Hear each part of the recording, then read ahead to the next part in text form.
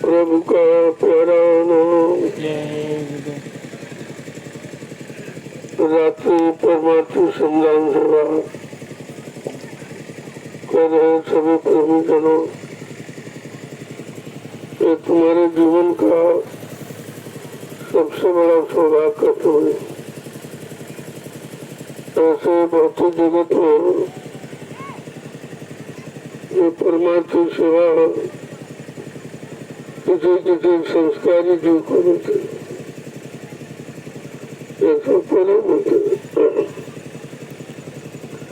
महापुरुषों ने कहा, जब करोड़ों जन्मों की तपस्या, करोड़ों जन्मों के पुण्य, करोड़ों जन्मों की सेवाएं जब जीव के एकत्र हो जाती है, उनका उदय होने का वक्त आता है, तब ये पावन पवित्र घड़ी परमार्थी सेवा करने को मिलती है। इसलिए आप निश्चित ही बड़े भाग्यशाली। ऐसे खराब समय में ये परमात्मा की भावना तुम्हारे में जगी और तुमने सेवा दी। इन दिनों में पता नहीं कौन सा तुम्हारे द्वारा पूरा कर्म होना था, उससे तुमको बचा लिया गया। और कैसी कैसी घटनाएं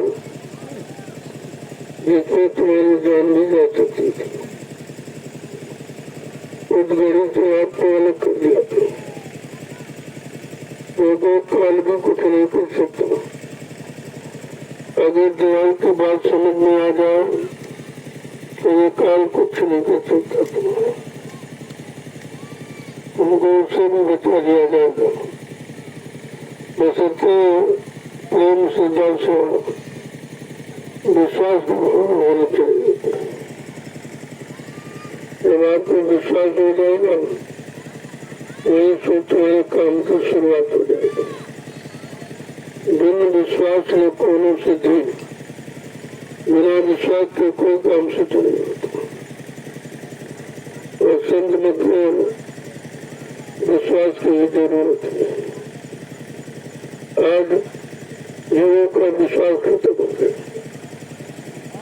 एक दूसरे से विश्वास खत्म।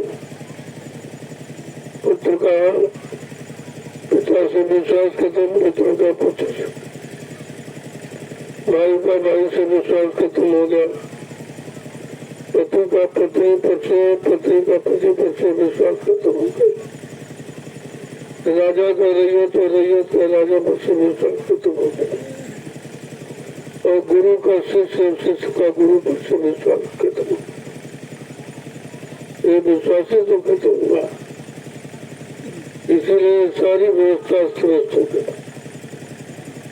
तो तुम्हारे जीवन की व्यवस्था थी वो खत्म हो गई। जब विश्वास चला गया तो श्रद्धा और सेवा और सत्य,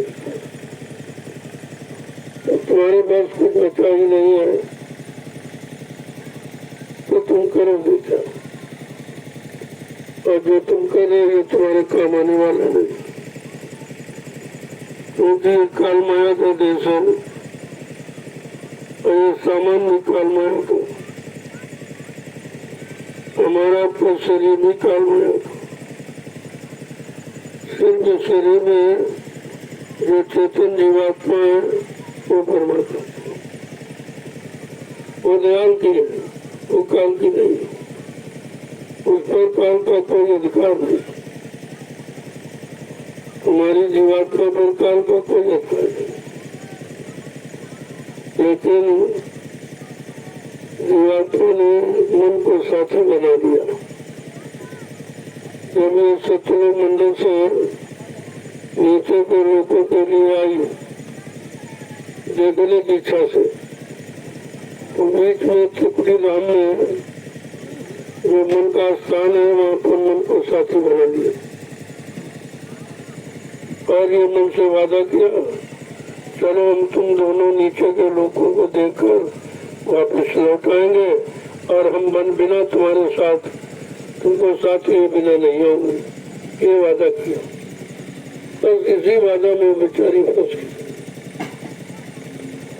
जब मनुष्य शरीर में आई तो जीवात्मा तो नाके पर बैठ गई, दोनों आंखों के मध्य भाग में, और मन नीचे उतर गया इंद्रिय भोगों में। वो गंदगी थी उस गंदगी में फंस गया। अब वो इंतजार कर रही है, भाई हमारा मित्र मन कब आएगा, वहां से टिकट कर हम दोनों को निकलते। इंतजार करते करते करते कितने युग निकल गए और मन बेचारा इतना फंस गया है, सारी शक्ति विषय भोगों में खर्च कर डाली। अब उसके पास इतनी शक्ति नहीं है कि वो जीवात्मा के पास जाए और कहे चलो हम तुम दोनों वापस चलो। जब सारी शक्ति छीन हो गई, पश्चात तो ना होगी, लेकिन जब आदत बन गई तो मजबूर हो गया। और जब जीवात्मा कहती अरे भाई चलो चलो बहुत समय हो गया, तो तेरा भोग वासना मुझ में भरी, उसे सत्संग क्यों ले जाए। भोगों की वासना हमारे में इतनी भर गई है, हमें सत्संग वचन हमको सुनाई नहीं देते, समझ में नहीं आते बिल्कुल, उधर ध्यान बिल्कुल जाता ही नहीं। मैं मजबूर हूँ, लाचार हूँ, जो मैं ये फंस गया। अब किसी की शक्ति का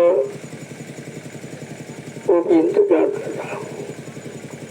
कोई शक्तिमान आए अपनी शक्ति से हमको इन भोगों से निकाल कर अपनी तरफ मुखातिब करे, तो ये हो सकता है मेरे बस में, मैं तो हार गया। अब वो एहसास करता मैं बिल्कुल थक गया,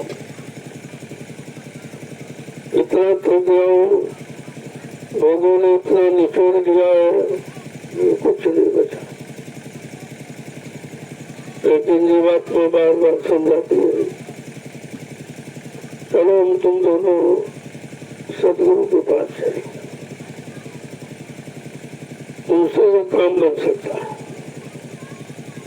वो सर्वसमर्थ सर्वशक्तिमान है, अगर वो चाहे तो पल में क्षण में तुम्हें निकाल कर ले आ सकते। चलो उनके पास चले, उनकी शरण और अपने गुनाहों की माफी मांगो और उनसे दया की भीख मांगो। हे दयालु दया कर दीजिए, हमारे में शक्ति सामर्थ्य नहीं है, वो जो मैं निकल कर और आपके वचनों को सुनकर तो मैं यहाँ से निकल के जाऊँ। ये तो आपकी दया पर निर्भर है, बिना दया के कुछ नहीं हो सकता। मन इतना लाचार मजबूर हो रहा है, कह रहा है मालिक अगर तुम्हारी दया के मैं तो निकल नहीं सकता। अब आपकी दया हो जाए तो काम हो सकता है। दयालु तो दया करने आए ही है, लेकिन कुछ तुमको भी मन बनाना पड़ेगा, कुछ तुमको भी मुड़ के देखना पड़ेगा उधर, तो तुम भी निकलने की हिम्मत बनाओ और संकल्प लो कि मैं अपने घर जाऊंगा, ऐसी दया हो जाए। जब संकल्प पक्का होगा, संकल्प सिद्ध होता है, तो धीरे धीरे धीरे संकल्प भी आपका काम बना देगा। लेकिन संकल्प पक्का होना चाहिए, ये नहीं कभी लिया और छोड़ दिया, फिर लिया छोड़ दिया, ये नहीं। जब समझ लिया जान लिया इधर कुछ नहीं है, फंस गया हूँ, शक्ति भी चली गई, भक्ति भी चली गई, सब कुछ सोचा नहीं है। ऐसी स्थिति में अगर संकल्प लिया जाए तो हमारी की दया हो सकती है। दया का भी कोई तरीका होता है। ऐसे रात दिन चिल्लाते रहो तो क्या दया हो जाएगी? दया का पात्र बनना पड़ेगा। जब तक पात्रता नहीं होगी तो दया भी नहीं काम। पात्रता सत्संग वचनों से, उन वचनों को अपने जीवन में उतारने से और उसके अनुसार अपनी रहनी गहनी बनाने से वो पात्रता हो जाती, यानी पात्र सामने पर पवित्र हो जाता है। किसी को पात्रता कहते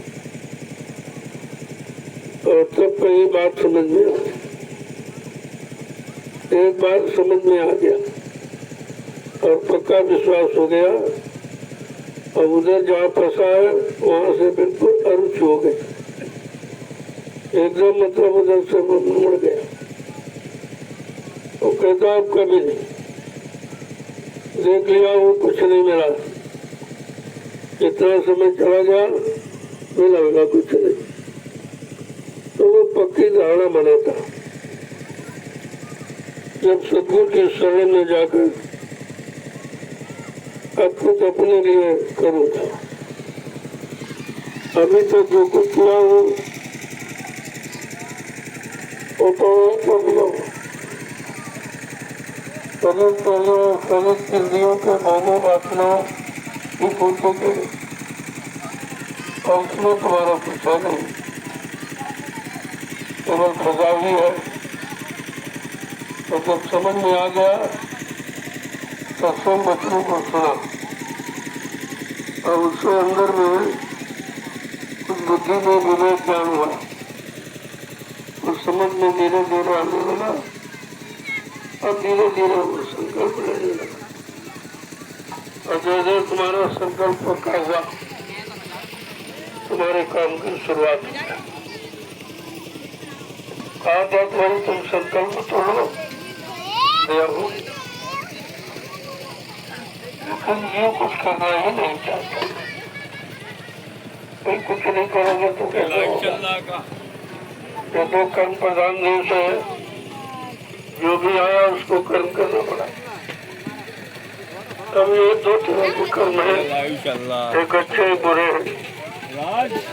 अब तुमने अच्छा भी किया, बुरा भी किया, और पाप भी किया, पुण्य भी किया, और सुख और असुख।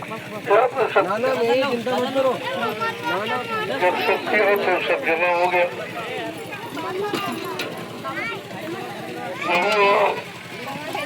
कर्मों का यह है रुकावट। जब तक कर्मों की अदायगी नहीं होगी वो जीवात्मा काल मार्ग के देश से जा नहीं सकती। ये रुकावट है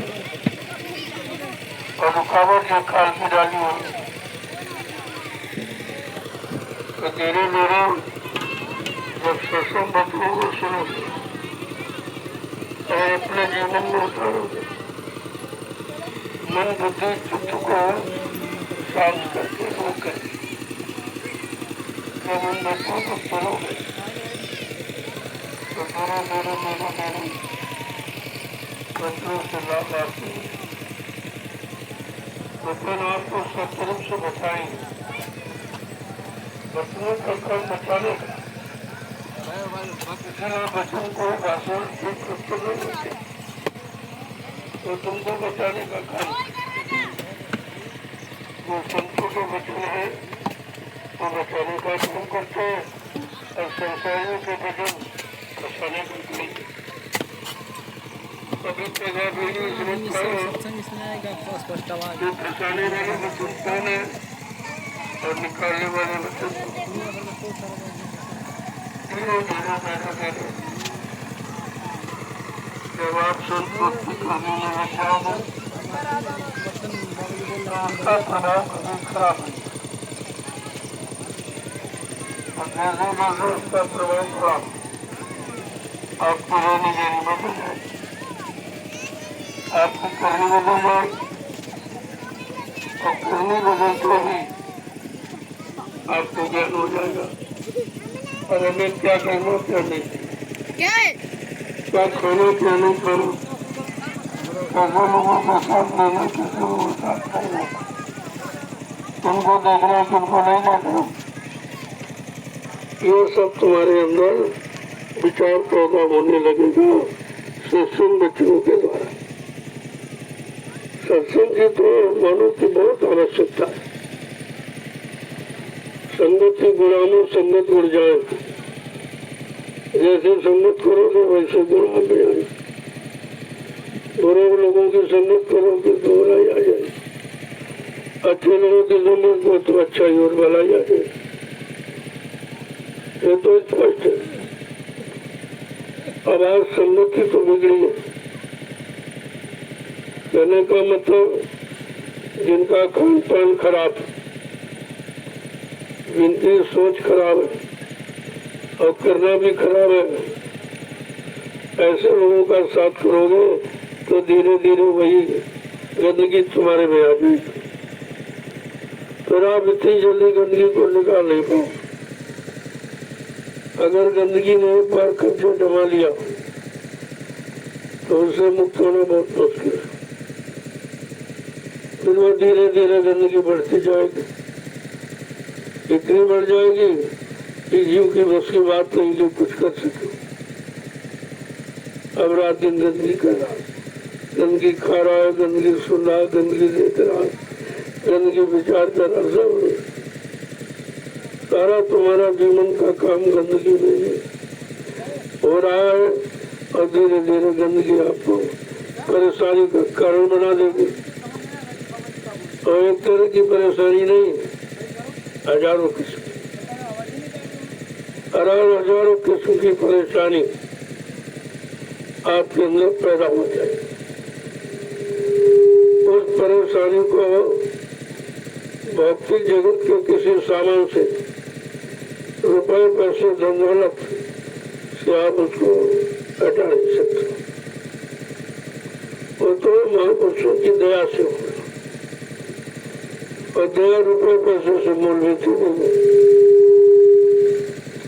दया तो मिलेगी जब किसी के आदेश हुक्म का आप पालन करो, किसी के बच्चों को अपने जीवन में उतारने का काम करो और धीरे धीरे उन्हीं बच्चों के अनुसार अपने जीवन को निकालना शुरू कर दो तो ये काम संभव है। असंभव है कुछ नहीं। संत मत में या संत महापुरुषों के यहाँ असंभव शब्द बना ही नहीं, वो असंभव को संभव बनाते हैं। जो काम कोई नहीं कर सकता उस काम को करके दिखाते, इसलिए तुमको महापुरुष कहा जाता, उन्हें महाशक्ति कहा जाता। लेकिन हम महापुरुषों को पहचान नहीं पाते, किसी के मुंह से दूर रहते हैं और जो मिलना चाहिए उसकी से वंचित हो जाता है। तो जीव को चाहिए कि जब जब संत जगत में आने, खोज भाग उनके ढिंग जाओ, हाजिर रहो गिरो चरणों में, करो बंदगी निर्दिल लाए। ये काम आपको करना है कि जब संत जगत में आवे, उनकी जानकारी मिल जाए तो जीव को सब कुछ छोड़ करके उनके पास जाना चाहिए। क्योंकि जितने प्रयोग तो करके आपने देख लिया, शरीर इंद्रियों के जितने कर्म सब कर लिया, अच्छे बुरे सब, और सबका अनुभव आपको होना चाहिए। जब अनुभव हो जाएगा तो अच्छे बुरे की पहचान हो जाएगी। फिर आप चुनाव करोगे, भाई अच्छा क्या बुरा क्या, हमें अच्छा करना है बुरा छोड़ना है। यही आदत धीरे यही कर ली, धीरे धीरे आपको अच्छा बना दी। लेकिन जब तक करोगे नहीं तब तक कुछ नहीं। ये करना पड़ेगा। महापुरुष भी आपसे कराएंगे ताकि आपको करने का अनुभव हो जाए। अपना भी काम करो और दूसरों का भी काम करो, इसलिए कराया जाता है। वैसे वो समर्थ है, खुद ही सब कर सकते, लेकिन विजय तो अनुभव से वंचित हो जाएगा, उसको किसी चीज का अनुभव नहीं होगा, फिर वो दूसरों का काम कैसे करेगा। तुम्हारा तो महापुरुषों ने कर दिया, लेकिन तुम्हें उस करने का कोई अनुभव नहीं मिला। इसलिए महापुरुष सब कुछ शक्तिमान होते हुए भी करने का माध्यम जरूर बनाते हैं। और भाई कुछ करो, कुछ तुम करो, कुछ मैं करूँ, कुछ तो मालिक की सेवा हो जाए। करने का आधार तो कभी खत्म नहीं किया जाता, क्योंकि देश कर्म प्रधान देश है। जहाँ कर्म तो सबको करना पड़ा। अब तुमने ये विचार नहीं किया कि किस कर्म की क्या सजा है, किस कर्म के करने से क्या फल मिलेगा।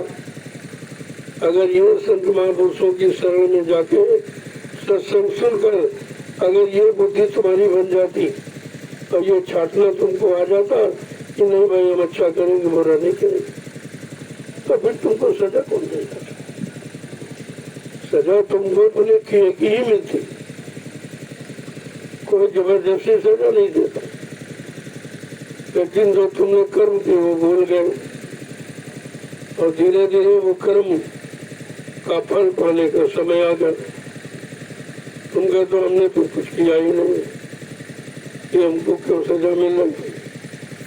पता नहीं तुम भूल गए हो, यहाँ बगैर कर्म किया है तो कुछ दिया ही नहीं जाता। बगैर काम के मजदूरी किसी को मिलती ही नहीं, चाहे अच्छा हो चाहे बुरा। बुरे काम का बुरा फल और अच्छे काम का अच्छा फल। जब कर्म प्रधान है तो कर्मों के बारे में आपको जानकारी नहीं। संत महापुरुष कर्मों की तो जानकारी देने आए थे। तो पहले तो कोई कर्म था नहीं, ये बात में आती चली जाती, लेकिन काल ने देखा कि मेरी तपस्या का कोई प्रभाव नहीं।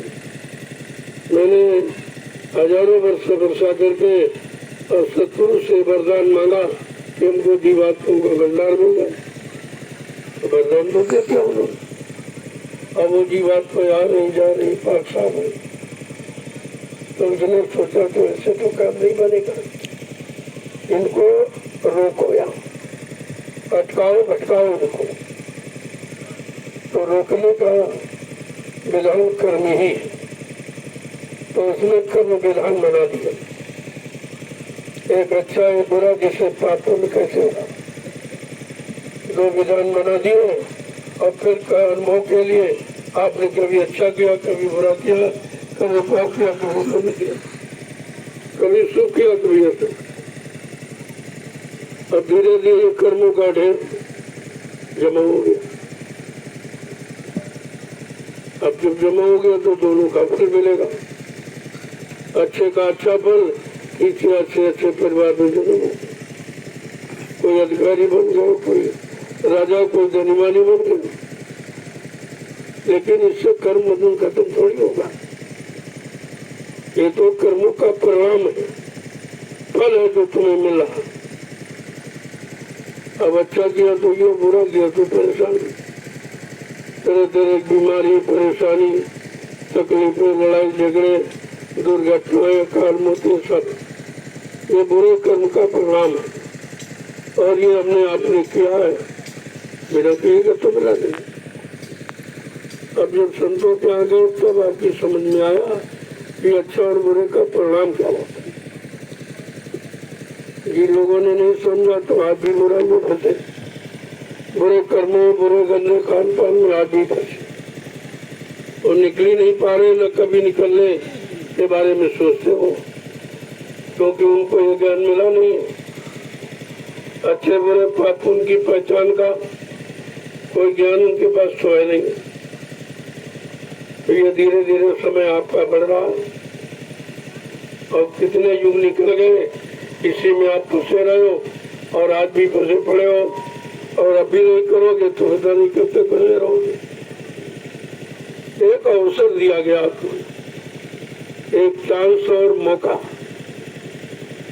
कि चलो 83,99,999 शरीर योनिया,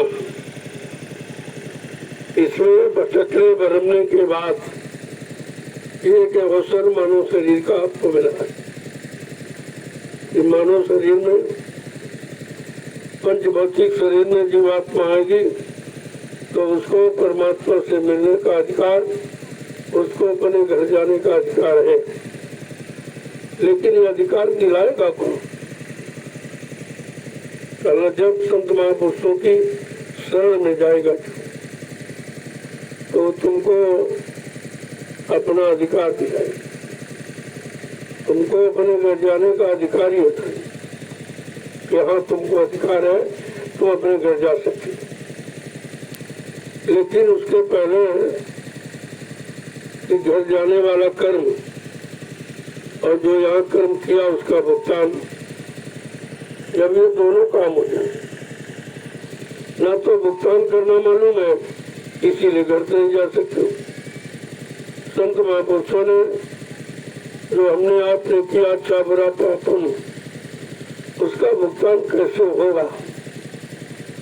वैसे इसका भुगतान केवल भजन का ही रास्ता है। लेकिन अब कलयुग का जो इतना कमजोर है कि भजन कर नहीं सकता, तो संतों ने कहा तो कभी नहीं जा पाए। अब संत दयालु होते, उन्होंने दया करके एक ये रास्ता खोल दिया। ये सत्संग वचन तो याद रहते नहीं, इसका मन भजन में लगता, मन भिखारी है, मन भोग भावों का और वासनाओं का गुलाम बन गया है, वो कैदी है, वो तो बेचारा निकल नहीं सकता। तो उन्होंने दया के लिए एक दया का घाट, एक रास्ता उन्होंने खोल दिया कि परमार्थी सेवा, परमार्थी सेवा करके ही अपने अनंत जन्मों के किए हुए कर्मों की अदायगी करा सकता है। ये रास्ता संतों का खोला हो, कोई ज्ञानी ध्यानी वैज्ञानिक का नहीं है, संतों का। जब उन्होंने रास्ता खोल दिया और जीवों को उसको चलाने लगे तो धीरे धीरे जीव एहसास भी कर रहा कि शरीर से सेवा करा रहे तो शरीर की बीमारी कम हो रही, परेशानियां कम हो रही, झगड़े झंझट कम हो रहे, धीरे धीरे मन भी शांत हो रहा। ये काम केवल सेवा से है और सेवा के द्वारा जो व्यवस्था बनेगी, जिस व्यवस्था का लाभ आगे आने वाले भविष्य में लाखों लोग उठाएंगे, ये है तुम्हारा परमार्थी सेवा, परमार्थी धन। ये आपका तो कोई दोहरा लाभ है। तो शरीर से आप सेवा कर रहे हो तो बीमारियां खत्म हो रही, परेशानी दिक्कतें जा रही, बहुत परेशानियों से निजात मिल रही, ये तो लाभ आपको है ही। लेकिन जो व्यवस्था बना रहे हो, जो ये जमीन तैयार कर रहे हो, इस जमीन पर भविष्य में लाखों लाख लोग आएंगे और बैठकर भजन करेंगे, ध्यान करेंगे, सुमरेंगे, सत्संग सुनेंगे, सेवा करेंगे। ये परमार्थी लाभ आपको मिलेगा क्योंकि भूमिका तुमने बनाया, जमीन तुमने तैयार की, आधार तुमने बनाया है। ये लाभ पाने के अधिकारी तुम हो। इसको संतों ने कहा परमार्थी लाभ। ये आपका लाभ है जो अनंत जन्मों के पाप कर्मों को मिटा देता है।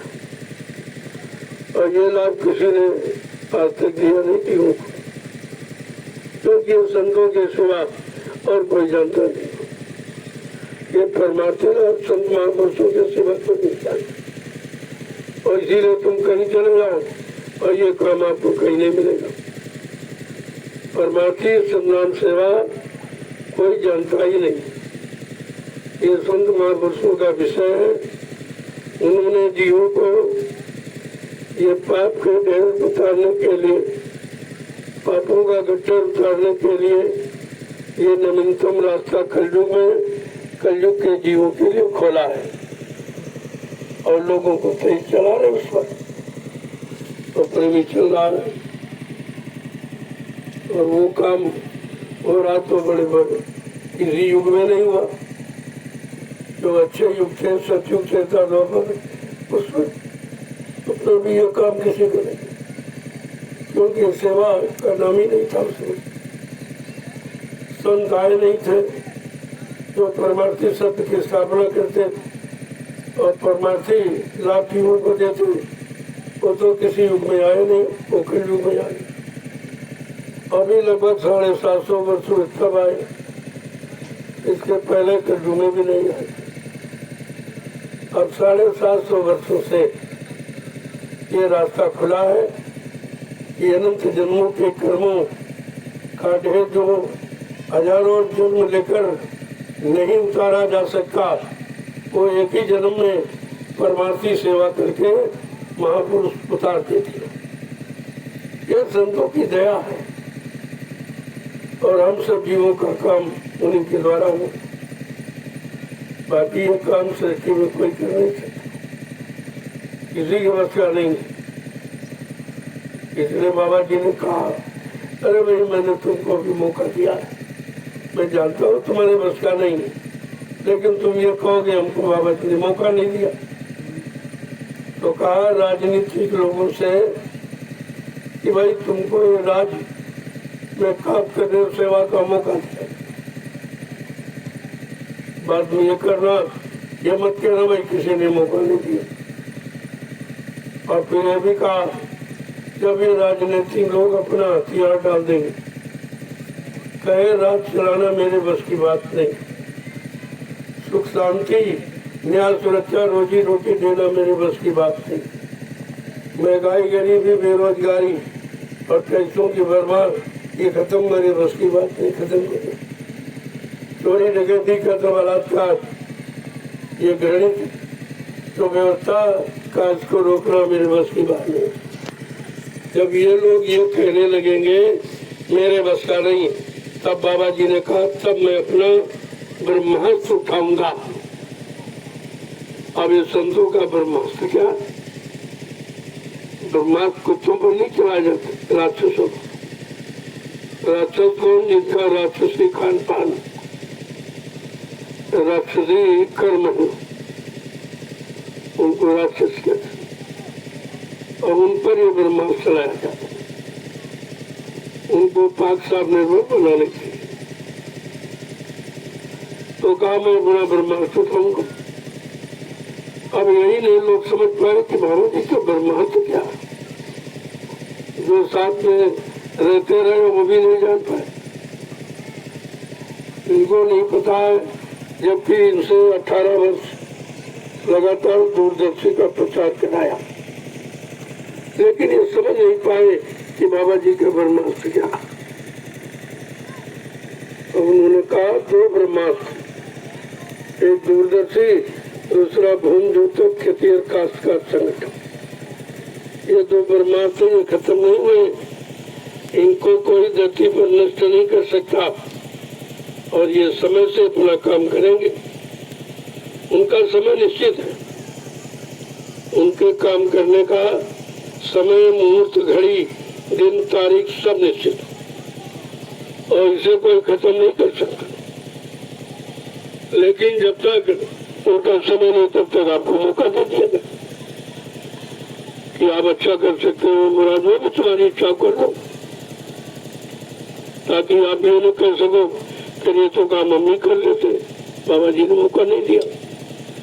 तो संत महात्मा सबको मौका देती, जो कोई नहीं कर पाता उस काम को करके दिखाते हैं, यही उनका चमत्कार है और इसी को फिर सृष्टि नमस्कार करती है।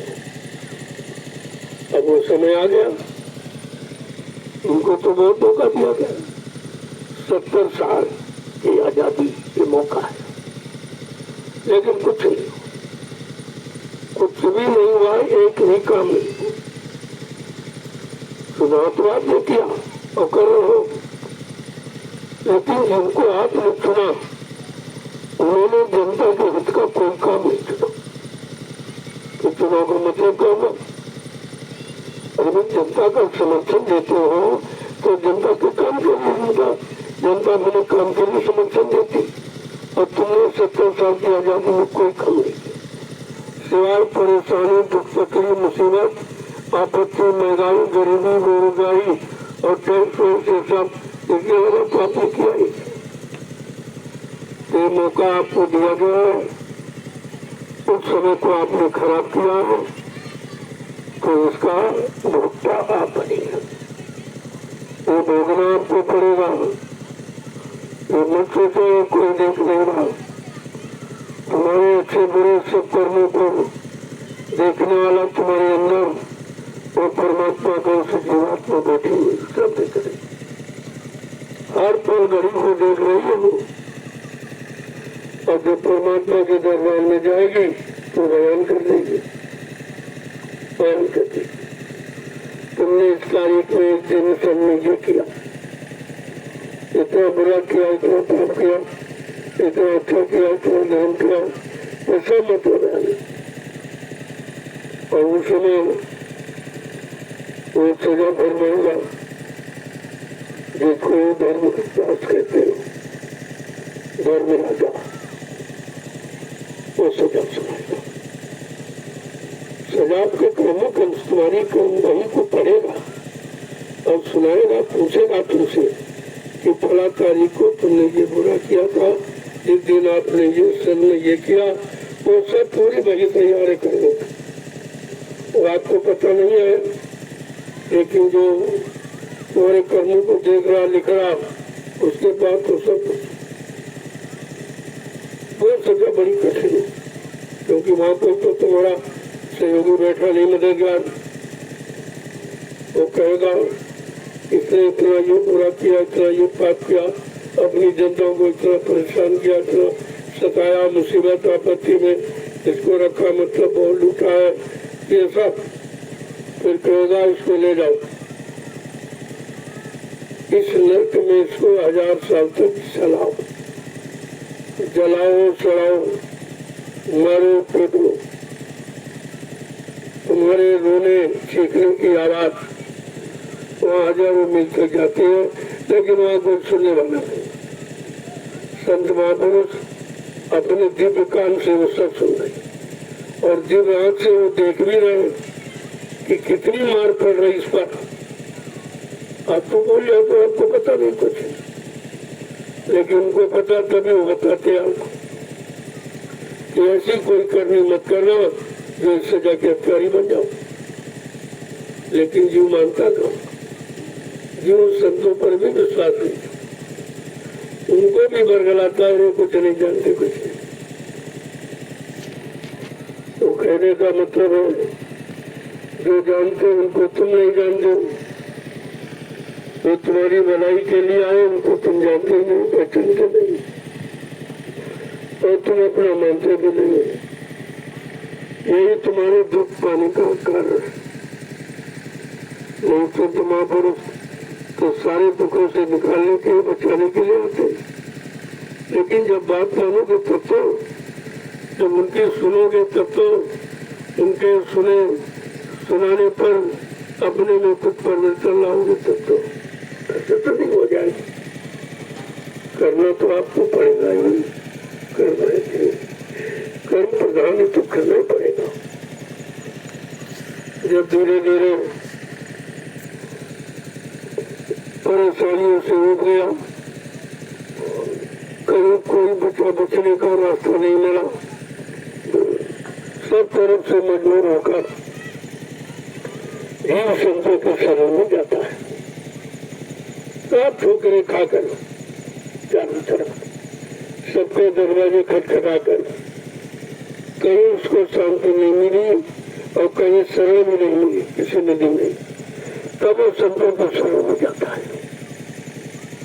संत तो दयालु है, कहते ठीक है, अगर हो तो तुम्हारा काम होगा, लेकिन पहले जो काम किया है उसका भुगतान कर दो।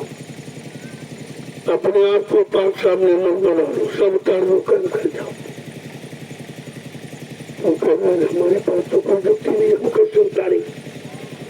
तो कहा युक्ति मैं बताऊंगा और तुम परमात्मा सेवा में लगे हो। अपने सिर पर मिट्टी ढककर मिट्टी पहले रखी फिर उतारी, उसका मतलब जो तुमने रखा था कर्म का बोझा इसी तरह से उतारो, जैसे मिट्टी जगह में रखकर बाद में आप फेंक देते, उतार देते। ये तरीका है और इस तरीकों को कोई समझ ही नहीं रहा सब क्या हो रहा। ये संतों की बड़ी विचित्र लीला है कर्म को उतारने की। वो कैसे कर्म को उतारेंगे, कैसे आपके गंदे पाप कर्मों को खत्म करेंगे, ये तरीका किसी का है नहीं। और कठिन कर दिया जाए तो तुम्हारे बस का नहीं। आ जाओ जंगल में तपस्या करो, तुम्हारे पास शरीर में उम्र ही नहीं, ताकत ही नहीं, इंद्रियों में संयम त्याग वैराग्य नहीं, काम हो नहीं सकता। और कोई कठिन योग बता दे तुम नहीं कर सकते, आपके बस का नहीं। लिहाजा सब तरफ से देखा गया कि कलयुग का जीव बहुत कमजोर है, इसके बस का कुछ नहीं। तब हमारे आपके बचाव के लिए ये संत महापुरुषों ने एक रास्ता निकाला है, परमार्थी संज्ञान सेवा। क्योंकि आपने परिवार की, समाज की, देश की सेवा में ही तो सब कर्म कर जाना लाभ नहीं। मान सम्मान, लोभ और लालच ये अंदर आए तो इसी से कर्म कर जाना दिया। अब वो उतरेगा कैसे? और रास्ता तो है भजन का, लेकिन वो तुम्हारे बस का नहीं।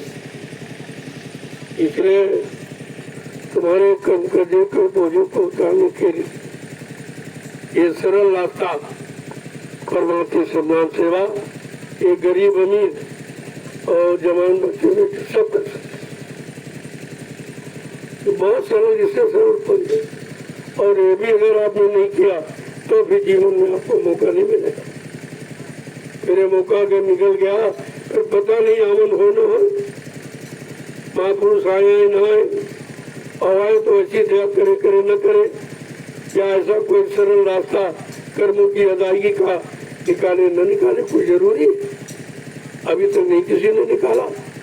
कबीर साहब से लेकर हजारों संत आए, लेकिन ये तरीका नहीं किसी ने निकाला कि ये कर्मों का बोझा कैसे उतरेगा। ये सरल तरीका केवल वक्त मुर्शिद समय के सदगुरु ने निकाला। इसीलिए कहा भाई समय के सदगुरु की तलाश करो, वो तुम्हारा काम करे। आए थे बहुत अच्छे थे, चले गए, तो वो जिन जीवों के लिए आए थे उनका काम करके चले गए। अब तुम्हारा काम उससे नहीं होता। उनकी याद में उनका फोटो रखो या उनका जगाया नाम स्मरण करो, उससे तुम्हारा कोई काम नहीं होगा। वो काम तो उस समय के जीवों के लिए था जब वो आए थे, नाम को जगाया था। ये बात जीव भूल गया, आज भी भूला हुआ, पिछले युगों के नामों को दोहरा रहा, वो भी काल शक्तियों के नाम। इन्होंने मारकाट किया खुलेआम, राम रावण संग्राम खुलेआम, महाभारत खुलेआम, ये मारकाट की व्यवस्था उन्होंने उनकी है। ये काल भगवान की दयाल की नहीं है, और आपको दयाल भगवान चाहिए। दयाल भगवान क्षमा करता, माफ करता, जीवों पर दया करता, लेकिन काल भगवान न क्षमा करता है, न माफ करता, न दया। उसका काम मार काट का। ये इतिहास बता रहा कि राम ने माफ नहीं किया, मार काट, कृष्ण ने माफ नहीं किया, मार काट, महाभारत किया और वो कर्मों को मार काट डाला। लेकिन कलयुग का परिवर्तन ये मार काट से नहीं होगा। पुरानी परिवर्तन की कोई व्यवस्था लागू नहीं, एकदम नवीनतम व्यवस्था परिवर्तन की, और वो क्या है? वैचारिक क्रांति के द्वारा। ये सत्संग जो फरमाए जा रहे हैं वैचारिक क्रांति का नमूना। आज का बच्चा सत्संग सुनाते सुनाते मैं परिवर्तन करके दिखाता हूँ। ये बाबा का किसी का नहीं है, ये बाबा जय गुरु जी महाराज का वचन, उनका पता। और संत वचन पलटत नहीं पलट जात ब्रह्मांड, वो वचन इतने अकाट है, उनको कोई काट नहीं सकता, वो मीठ है, कोई मिटा नहीं सकता। और वो अपने समय पर लागू किए जाएंगे। तो कहा कि संतों के वचन कभी पलटते, जो कह दिया उसको करके दिखाते, और जब तक करके नहीं दिखा देंगे तब तक वो मानव शरीर को छोड़ के जाने वाला नहीं। तो चले जाएंगे भी करेगा तो इस सब आपको याद रखना चाहिए। इसीलिए बाबा जी ने जो आपको मौका दिया अपने बच्चों के लिए, 10 जुलाई 1952 से और 2012, ये 60 बरस आपको मौका दिया। हमने आपने सुना और पालन कुछ नहीं किया। जब बच्चन याद नहीं रहता, भूल गए तो भ्रमित हो गए, बोल बोलैया भी चले। कहने का मतलब है महापुरुषों के वचन जीवों के सुधार, उद्धार और कल्याण के, वो अपने निजी स्वार्थ के लिए नहीं होते। वो कोई रात पर धन दौलत मान सम्मान अधिकार लेने नहीं आए, वो अपने जीवात्मा को लेने आए। वो यहाँ का रात पार धन दौलत मान सम्मान सामान लेने नहीं आए, अपनी जीवात्मा को लेने आए। और कहा मैं उसको जगह के ले जाऊंगा, इसमें किसी की कोई दखलंदाजी नहीं हो सकती। अब वो कैसे ले जाए तो उनका विषय है। हम अपनी जगह पर खड़े रहे, हम उनके वचनों का पालन करें और उसके अनुसार चलें तो हमारा काम हो सकता है। उनको अपने काम की चिंता होनी चाहिए। वो कैसे करेंगे, उनकी क्या व्यवस्था है, उनकी क्या भूमिका है, उनके पास कौन सा तरीका, इसकी चिंता मत करो, वो उनका विषय। जो ले जाने आया है वो ले जाएगा और उसे कोई रोक ही नहीं सकता। और उसके ले जाने की विधि को कोई जानता है, वो कैसे ले जाए, किस युक्ति से ले जाए। और हमको आपको ये सोचना भी नहीं चाहिए। हमको तो ये रोना चाहिए चलो हमारा काम हो जाए, हमारे जीवन में घर पहुंच जाए और कहा जैसे ले जाए। लेकिन उस पर भी तुम्हारा मन गवाही नहीं देता, उस पर भी संगा संदेह बोल ब्रह्म ये सब सोचा करते हो दुनिया में, कैसे होगा, कैसे ले जाएंगे, पता नहीं ले जाएंगे नहीं ले जाएंगे, बीच में छोड़ देंगे, ये सब सोचते रहते। ये है जीव की कमी, ये तुम्हारे मन की कमी है। जो महापुरुषों पर विश्वास नहीं कर पाए और शंका संदेह बोल ब्रह्म के शिकार हो गए और आपने अपने काम में ये रुकावट डाल दी। तो इसलिए शरण में आए हो तो शरण में रहना सीखो, उनके अनुसार। अपने अनुसार यहाँ रहोगे तो कुछ नहीं मिलेगा, क्योंकि आप अपने कर्मों की अदायगी करने आए हो और अपने जीवात्मा का कल्याण कराने आए हो, अपने पाप कर्मों में माफी लेने आए हो, तो फिर उसी के अनुसार आपको रहना पड़ेगा। यह मनमानी करोगे तो खाली रह जाओगे, शंका संदेह मूल भ्रम करोगे तो वंचित रह जाओगे। इसीलिए पहले कह दिया कि पड़े रहो दरबार में धक्का धनी के खाओ और कबहू दीनदयाल के मदद पड़ेगी खा। तुम दरबार में पड़े रहो, खड़े रहो, बड़े रहो, कभी न कभी मालिक की दया हो जाएगी। और सेवा करते रहोगे तो अधिकार तो आप अपना ले सकते। वो देता नहीं, वो लिया जाता है। कर्म करके सेवा करके लिया जाता है। देता कोई नहीं, और अगर आप नहीं करोगे तो नहीं मिलेगा। तो एक मौका ये सबको दिया था, और इससे सरल और कोई उपाय है नहीं जो तुम कर सको। और इससे वंचित रह गए तो फिर चले गए हजारों, फिर 84 जाओ, फिर 4,84,00,000 जो नरकों की योनियां जो बनाएगी उसमें आप चले जाओ, फिर वो निकलना मुश्किल हो जाए। और जो नहीं माने अब आज भी पड़े, आज भी वही योनियों पाए। तो कहने का मतलब ये है, हमें केवल उनको उनकी बात को मान लेना, कुछ नहीं करना। मानने का मतलब विश्वास करना। अगर विश्वास कर लिया तो काम सरल हो जाएगा। आपको कुछ नहीं करना, केवल विश्वास करना कि बस हमारा काम ही करें। अब वो कैसे करेंगे, किस तरीके से, कौन सी विधि, कौन सा तरीका अपनाएंगे, ये तो विषय उनका, ये आपका विषय नहीं है। हमारा विषय ये सोचने का नहीं है, और ये सोच सोच कर तुम शंका में रह जाओगे, फिर काम आपका नहीं हो पाए। अगर शंका किया तो फिर वहीं कोई खड़े रह जाओ, तो निकलना बड़ा मुश्किल हो जाए। इसलिए महापुरुषों के वचनों को बहुत ही लगन के साथ सुना, क्योंकि वो के वचन वो भाषण स्पीच प्रत्यय नहीं है, वो तुम्हारे कल्याण के, वो तुम्हारे बिगड़े काम को बनाने की। और यही जीव समझ नहीं पाता। जब सत्संग होता तो इधर उधर मन, अरे भाई कान से तो कुछ काम कर नहीं रहे, कान से वचनों को सुनो और मन को पकड़ाओ, और शरीर इंद्रियों से सेवा कर रहे। ये दोनों काम तुम्हारे एक ही साथ हो रहे, और दोनों परमार्थी लाभ देने वाले। ये सरल क्यों किया गया, दोनों तरफ से लाभ देने का रास्ता क्यों निकाला गया कि जीव बेचारा उसके पास समय है नहीं, और ज्यादा समय देते फिर समय निकल जाए।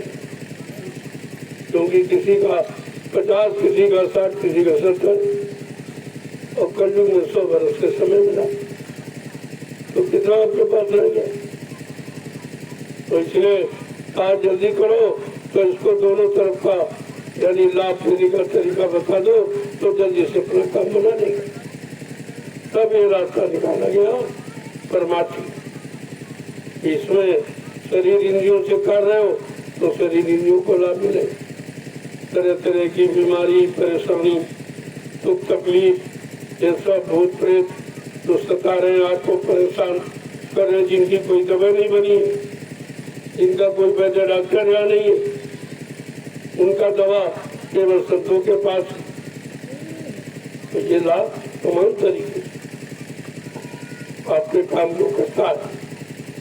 ये छोटा मोटा तरीका नहीं है। परमार्थी सब इस पर विचार करो कि परमार्थ और स्वार्थ और धर्मार्थ में कितना अंतर है। ये त्रिकोणात्मक संघर्ष है। ये धर्मार्थ, सेवार्थ और परमार्थ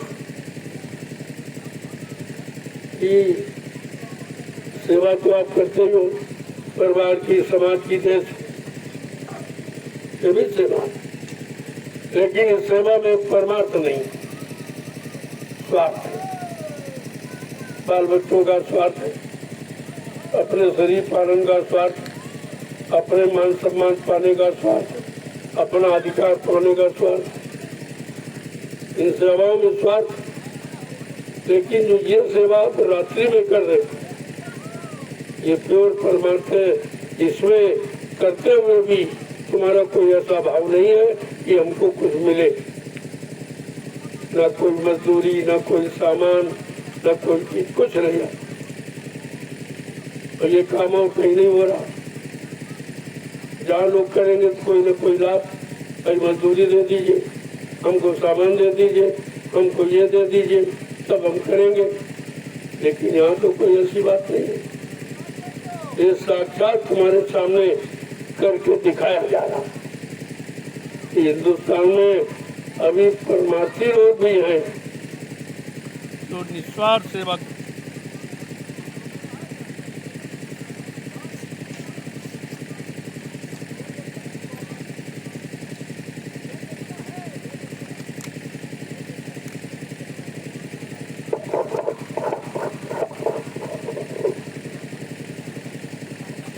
हिंदुस्तान में ऐसे भी लोग हैं जो परमार्थी और कहीं नहीं मिलेंगे। आप कहीं चले जाओ, आज ये नैमिषारण्य की पावन पवित्र भूमि पर ये परमार्थी से जिनके अंदर कोई अपना स्वार्थ, कोई लोभ लालच नहीं। बाकी आप कहीं चले जाओ, सब में लोभ लालच, मान सम्मान, अधिकार की भावना भरी हुई है। लेकिन ये देखिए परमार्थी, अरे भाई लोग दिन में नहीं करते और दिन में परेशान लोग तनख्वाह दे के काम नहीं लोगों से करवा पाए, रात्रि में हो रहा बिना तनख्वाह के, बिना किसी लोभ लालच के एक रात्रि में परमार्थी सम्मान सेवा हो रही, तो आज दुनिया के लिए प्रमाण है। हिंदुस्तानी नहीं, सारा विश्व देख रहा है। ये विश्व देख रहा है कि ये क्या है, जहाँ लोग जिनमें परिश्रम नहीं करते, अपना काम भी नहीं करते, और फिर ऐसा समय जहाँ पर कि इतना टेम्परेचर हाई हो गया, ऐसी गर्मी धूप में लोग घर से बाहर निकलना पसंद नहीं करते। यहाँ लोग दिन में धूप में परमार्थी सम्मान सेवा ये 2 महीने से 2 महीने से लगातार ये उस कड़ी धूप में तपस्या कर रहे हैं। ये धूप से लोग कहते हैं घर से बाहर नहीं निकलते, सब कामों को बंद करते, सारे विभागों में छुट्टी कर दी गई, ये धूप बढ़ रही। लेकिन आप नैमिषारण्य में आके देखिए, उसी कड़ी धूप में लोग सेवा कर रहे। इनकी सेवा को आंकिए और इनसे सीख लीजिए। अगर यही सेवा भाव तुम्हारे सामने आ जाए तो देश में सतयुग आ जाएगा, देश खुशहाल हो जाएगा, देश में सुख शांति आ जाएगी, सबके अंदर प्रेम प्यार मोहब्बत सेवा दया सदाचार परमात्मा की यादगार आ जाएगी, और सबके अंदर माँ बहन बेटी बहू की फर्क पहचान हो जाएगी। लेकिन तुम्हारे द्वारा नहीं होगा, तुम्हारे द्वारा कुछ होने वाला नहीं। तुम कितनी झूठे कसमें कितने सालों से खा रहे और कुछ नहीं कर रहे हो। क्या भगवान इसको नहीं देख रहा? जिसने तुमको धरती पर भेजा है वो रात दिन तुम्हारी करतूतों को नोट कर रहा कि हमने इसको किस काम के लिए भेजा और ये क्या काम कर रहा। आए थे हरिभजन होटल लगे कपास, वही तुम्हारा काम। जिसके लिए भेजा वो तो तुम भूल गए थे, और जो नहीं करना चाहिए उस काम में लग गए। फिर वो कह रहा दोबारा तुमको दूंगा नहीं है। अगर तुम्हारा नहीं मिलेगा, जो मकान दुकान जमीन, जो धन दौलत रुपया पैसा सोना चांदी जो छिपा के चुरा के जमा किया है देशवासियों से, फिर उसका क्या होगा? अरे प्रयोग तो शरीर से होगा, जानवर पक्षी के शरीर से नहीं, मनुष्य शरीर से। और ये मनुष्य शरीर आपको मिलेगा नहीं, क्योंकि तुमने जो मिला उसका काम किया नहीं, और दोबारा मनुष्य शरीर पाने वाला तुम कर्म भी नहीं करते हो, लिया जाए ये शरीर आपको नहीं मिलेगा। फिर अपने सामान का प्रयोग भी नहीं करवा, जो तुमने चुरा के भारत की जनता को धोखा देकर झूठ बोलकर बेईमानी करके जो विदेशों में धन जमा करती। अरे वो तुम नहीं देख रहे हो, लेकिन वो देख रहा। जब तुम लिए जा रहे थे तब भी देख रहा, और किस बैंक में और किस खाते पर किस कोड नंबर पर कितना कितना जमा किया वो सब देख रहा। महात्माओं की आंख में तुम धूल नहीं झोंक सकते, वो सब जो भूत भविष्य वर्तमान को जानने वाला उससे तुम छिपा क्या सकते? और जो सब जान रहा तो उसको तुम बताओगे क्या? तो सब जानेगा, और जानता नहीं तो आपको क्यों बताए? और आपको उस अपराध से बचने का तरीका भी बताना। तो आपने किसी कारण ये अपराध कर डाला, वैसे जघन्य अपराध, ये अपनी प्रजा से राजा झूठ बोले, छल कपट बेईमानी करके अब उसका धन चुरा के छिपा के दूसरे देशों की बैंक में जमा करते, वो तो नर्क में जाने का पूरा अधिकारी होता। ऐसा राजा नर्क में जाता है तो अपनी प्रजा से चोरी करता है, और चोरी करके तुम करोगे क्या? साथ तुम ले जा सकते नहीं हो, और शरीर जो खत्म इसके बाद प्रयोग कर नहीं सकते, और जो किया उसका भोग तो भोगना पड़ेगा, सजा रह गई वो बात में आपको करनी पड़ेगी। तो कहने का मतलब जो तुमने किया है वो परिणाम तो तुम्हें भोगना पड़ेगा। तो संत महापुरुष आपको पहले से चेताते जगाते कि ऐसा कोई काम मत करो जो तुम्हें नरकों में जाना पड़े। नरकों की सजा बहुत कठिन, लेकिन तुम मानोगे नहीं। अरे महात्मा तो बताएंगे लेकिन तुम मानोगे नहीं, तुम उन पर विश्वास नहीं करोगे जो तुम्हारे लिए आया, तुम्हारे हित और भले के लिए आया, तुम्हारे आत्मिक कल्याण के और तुम्हारे शारीरिक सुधार के लिए आया। दोनों काम करने आया कि शरीर का सुधार बना रहे और आत्मा का उद्धार हो जाए। लेकिन न तो तुम शरीर सुधार की बात सुनते हो और आत्मा उद्धार के तुम्हारे पल्ले नहीं पड़ते, उसके बारे में तुम जानते नहीं। तो इसलिए ये समय हमेशा एक समान नहीं रहता। ये है परिवर्तनशील जगत। वैसे तो अनित्य परिवर्तन, जिसको सुबह दोपहर शाम करते ये परिवर्तन ही आप कुछ। लेकिन जो सृष्टि का परिवर्तन है वो इससे और भी महान है, और जो सारी व्यवस्था परिवर्तित हो जाती, बदल जाती, और वो परिवर्तन प्रकृति के द्वारा कराने वाले संत महापुरुष होते, क्योंकि प्रकृति उनके अनुसार काम करती, वो प्रकृति के अनुसार नहीं, प्रकृति उनके अनुसार काम करती, उनसे पूछ के करती। महात्मा तो पहले आपके सिर पर दृष्टि रखे, इससे आपका भी बचाव हो रहा, ये वो हाथ रखे इसलिए, और यही कुदरत इंतजार कर रही कि महापुरुष अपना हाथ कब हटाएं और अब इनको इनके कर्मों की सजा सुनाए।